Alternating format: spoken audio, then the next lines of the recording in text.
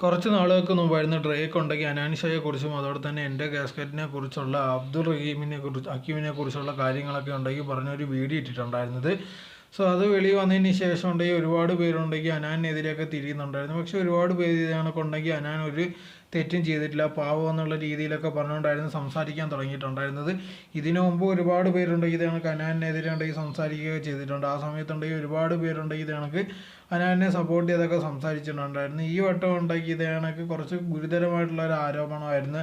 ഇത് കണക്ക് മീഡിയേറ്ററായിട്ട് നിന്നോളെന്നൊക്കെ പറഞ്ഞിട്ടായിരുന്നു കാര്യങ്ങളൊക്കെ പറഞ്ഞിട്ടുണ്ടായിരുന്നു. അതിലുണ്ടെങ്കിൽ അയാൻ ഷായ്ക്ക് നല്ല പങ്കുണ്ടെന്നും പറഞ്ഞ് ഡ്രേക്ക് പറയുന്നുണ്ടായിരുന്നു. ആ സമയത്ത് ഒരുപാട് പേര് സപ്പോർട്ട് ചെയ്ത് കാര്യങ്ങളൊക്കെ വന്നിട്ടുണ്ടായിരുന്നു. എന്തായിരുന്നാലും ശരി, ഈ മീഡിയേറ്ററായിട്ട് നിന്ന് എന്തുകൊണ്ടാണെന്നുള്ള രീതിയിൽ ഒരുപാട് പേർക്ക് ഡൗട്ടായി. കാരണം എന്ന് പറഞ്ഞാൽ സ്വന്തമായിട്ട് ഒരു അഭിനയിക്കുക, ഒരു പടത്തിൽ ആദ്യമായിട്ട് ചാൻസ് കിട്ടുകയാണ്. അങ്ങനെ പടത്തിൽ അഭിനയിക്കുമ്പോഴത്തേക്കുണ്ട് ആ പടത്തിൻ്റെ നായകനാണ് ഈ പ്രശ്നം വരുന്നത്. അതിന് മീഡിയേറ്ററായിട്ട് നിന്നിട്ട് തൻ്റെ കൂട്ടുകാരനാണ് ഇത് കണക്ക് വില പേശുന്നതും അങ്ങനെ ചെയ്യേണ്ട കാര്യം എന്താണെന്ന് ഒരുപാട് പേർക്ക് ഡൗട്ട് ഉണ്ടായിരുന്നു. അതിനെക്കുറിച്ചുള്ള ഡൗട്ട് നിൽക്കുന്ന സമയത്താണ് അനാൻഷ ഉണ്ടെങ്കിൽ ഒരു വീഡിയോ ഇട്ടിട്ടുണ്ടായിരുന്നു. ഇതുണ്ടെങ്കിൽ എൻ്റെ കൂട്ടുകാരൻ ഈ കാര്യങ്ങളെല്ലാം പറഞ്ഞു. അതോടെ തന്നെ ആ ആക്ടറിനും അതോടെ തന്നെ ആ പെണ്ണിനും ഉണ്ടെങ്കിൽ ഒരു പ്രശ്നം വരാതിരിക്കാൻ വേണ്ടി ഇതിന് നടക്കുന്ന ഞാൻ ചെയ്തു കൊടുത്തെന്ന് മാത്രമേ ഉള്ളൂ, അതല്ലാതെ എനിക്ക് ഇതിൽ പ്രത്യേകിച്ച് പങ്കും ഒന്നും കാര്യമില്ലെന്നുള്ള രീതിയിലായിരുന്നു അനാൻഷ പറഞ്ഞിട്ടുണ്ടായിരുന്നത്.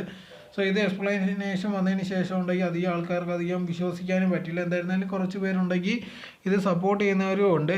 അങ്ങനെ ഇരിക്കുമ്പോഴാണ് ഇപ്പോൾ ലേറ്റസ്റ്റ് ആയിട്ട് നോക്കിക്കഴിഞ്ഞാൽ ഡ്രേക്ക് ഉണ്ടെങ്കിൽ പുതിയൊരു വീഡിയോ ആയിട്ട് വന്നിട്ടുണ്ടായിരുന്നു.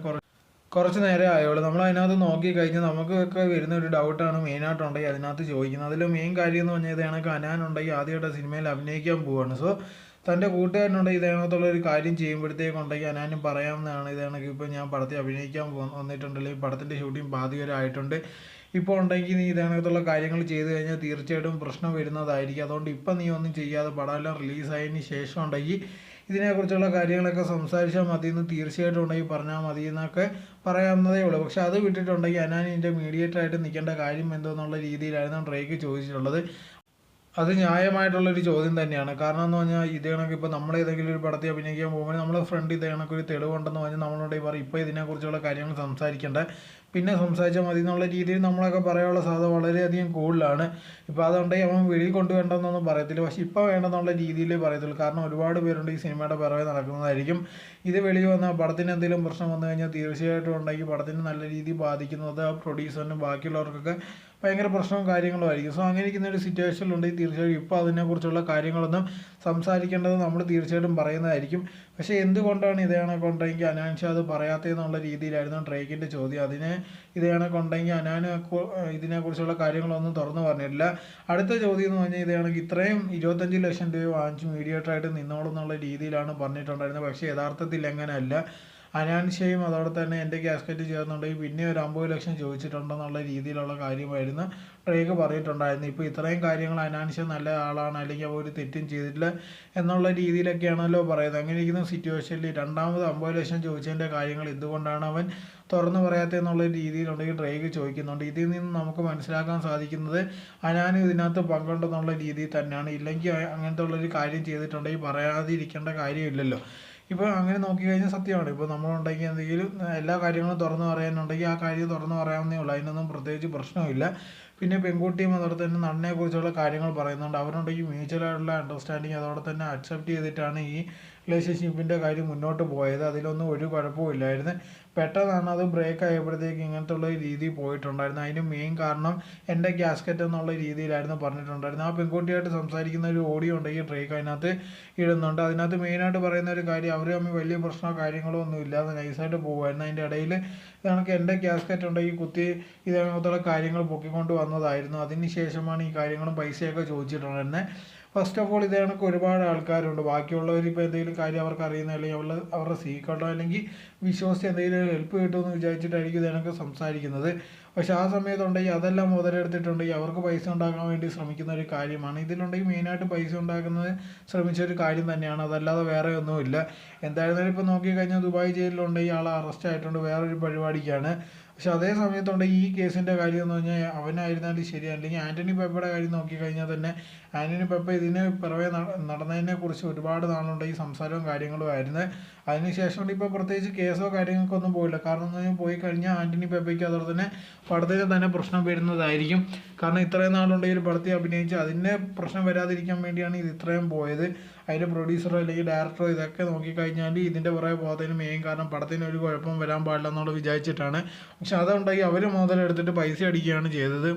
അതോടെ തന്നെ അനാൻഷയുടെ കാര്യം നോക്കിക്കഴിഞ്ഞാൽ മെയിനായിട്ട് പറയുന്നുണ്ട് ഇത് കണക്ക് അവൻ ചുമ്മാ ഞാൻ മീഡിയേറ്ററായിട്ട് നിന്നതേ ഉള്ളൂ, അല്ലാതെ ഞാൻ പ്രത്യേകിച്ച് പങ്കൊന്നും ഇല്ലെന്നുള്ള രീതിയിലൊക്കെ പറയുന്നുണ്ട്. പക്ഷേ അത് കള്ളമെന്നുള്ള രീതിയിലാണ് ഡ്രേക്ക് പറയുന്നത്. അങ്ങനെ നിന്ന് കഴിഞ്ഞ് നിൽക്കുന്നതെന്ന് മാത്രം പറഞ്ഞു കഴിഞ്ഞാൽ വിശ്വസിക്കുമല്ല. തീർച്ചയായിട്ടും ഉണ്ടെങ്കിൽ ഈ എൻ്റെ കാസ്കറ്റ് എന്ന് പറയുന്നത് നല്ലൊരു കൂട്ടുകാരൻ തന്നെയാണ് അനാൻ്റെ. അങ്ങനെ ഇരിക്കുമ്പോഴത്തേക്ക് ഇതൊരു പ്രശ്നം വരുമ്പോഴത്തേക്ക് സാധാരണ രീതിയിൽ സംസാരിച്ച് തീർക്കാവുന്ന ഒരു പ്രശ്നം തന്നെയാണ്. അതുണ്ടെങ്കിൽ ഇപ്പോൾ ഞാൻ വിചാരിച്ചിരുന്നെങ്കിൽ പൈസ കൊടുക്കേണ്ട ഒരു കാര്യവും ഇല്ലായിരുന്നു. പക്ഷെ അതെല്ലാം വിട്ടിട്ടുണ്ടെങ്കിൽ ഇങ്ങനെ പൈസ കൊടുക്കാനുള്ള ഒരു അവസരം എത്തിക്കുക. അതോടെ തന്നെ പിന്നെ ഇത് ഒരു രണ്ടാമതും ചെന്നുണ്ടെങ്കിൽ പൈസ വഹിക്കുകയും ചെയ്തിട്ടുണ്ടായിരുന്നു. ആ സമയത്താണ് കുറച്ച് വഷളായി എന്നുള്ള രീതിയിലായിരുന്നു ഡ്രേക്ക് പറഞ്ഞിട്ടുണ്ടായിരുന്നത്. സോ അതുണ്ടെങ്കിൽ രണ്ടാമത് പോകേണ്ട ഒരു ആവശ്യമില്ലായിരുന്നു. അങ്ങനെ പോകണമെങ്കിൽ തീർച്ചയായിട്ടും ഉണ്ടെങ്കിൽ രണ്ടുപേരും കൂടെ പൈസ പങ്കിട്ടെടുക്കുന്ന അല്ലെങ്കിൽ അങ്ങനത്തെ ഒരു പ്ലാൻ ഉണ്ടെന്നുള്ള രീതിയിലായിരുന്നു ഡ്രേക്ക് പറഞ്ഞിട്ടുണ്ടായിരുന്നത്.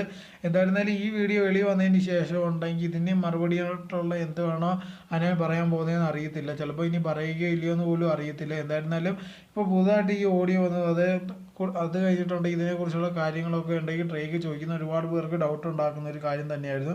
നേരത്തെ നോക്കിക്കഴിഞ്ഞാൽ ഇതിനെക്കുറിച്ചുള്ള ഡൗട്ട് ഒരുപാട് പേർക്കുള്ളത് തന്നെയാണ്, ഇല്ലെന്നൊന്നും പറയാൻ പറ്റത്തില്ല.